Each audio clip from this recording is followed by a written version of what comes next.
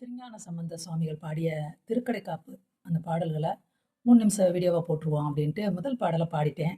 ஆனாலும் பாடல்களில் இங்கே பார்த்தீங்கன்னா திருமுறை 1/80 அப்படின்னு வந்திருக்குல்ல, அது மாதிரி ஒவ்வொரு நம்பரும் மாறி மாறி இருக்கிறது என்னால் பார்க்க முடிஞ்சது.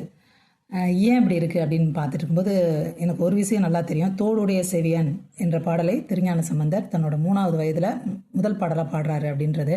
ஆனால் அது இடையில தான் அந்த பாடல் இருக்குது இந்த புத்தகத்தில். ஏன் இப்படி அப்படின்னு எனக்கு ஒரு கேள்வி வந்துச்சு. புத்தகத்தில் கற்றாங்கு எரி ஓம்பின்ற பாடல் தான் முதல் பாடலாக இருக்கனால நான் அதை 3 நிமிஷ பாடலாக பாடி யூடியூப்பில் பதிவேற்றி விட்டேன். இப்போ எனக்கு டவுட் வருது, தோடுடைய செவியன் இருந்தாலும் முதல் பாடல் நம்ம இதை தான் முதல் பாடல்னு சொல்லி வச்சுருக்கோமே, என்ன பண்ணலாம் அப்படின்ட்டு. சரி, நம்ம சந்தேகத்தை கூகுள் ஏஐட்டே கேட்போன்ட்டு கேட்டேங்க. நம்பியாண்டார் நம்பி தான் தேவார திருமுறைகள்லாம் தொகுத்தது. அவரை கால வருஷப்படி மட்டும் அடுக்காமல் தலங்களின் அடிப்படையில் அல்லது பண்களின் அடிப்படையில் வருஷப்படுத்தியிருக்காராம். தோடுடைய செவியன் இது சம்பந்தர் பிறந்த ஊரான சீர்காழியில் திரு பிரம்மபுரம் அங்கே பாடினது. கற்றாங்கு எரிவம்பி தில்லை நடராஜ பெருமாளை போற்றி பாடிய பதிகம். சைவ திருமுறையில் சிதம்பரத்துக்கு தான் முதல் இடம் கொடுக்குறாங்களாம். அதனால் அதை முதல் பாடலாக எடுத்திருக்காங்க அப்படின்னு சொல்கிறாங்க. கற்றாங்கு எரி ஓம்பி என்று தொடங்கும் பதிகம் சம்பந்தர் தில்லைக்கு சென்றபோது அங்கிருந்த அந்தணர்களின் வேள்வி சிறப்பை கண்டு அவர் பாடியிருக்காரு. இருப்பினும் அதிகாரப்பூர்வமான முதல் திருமுறையின் முதல் பதிகம் தோடுடைய செவியன்தான்.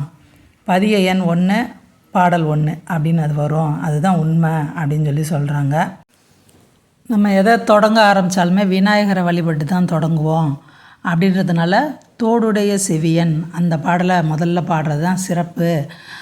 நீங்கள் தில்லை நடராஜ பெருமாளை மனதார நினைத்து வழிபடுகிறீர்கள் என்றால் கற்றாங்கு எரி ஓம்பி பாடலை பாடலாம்.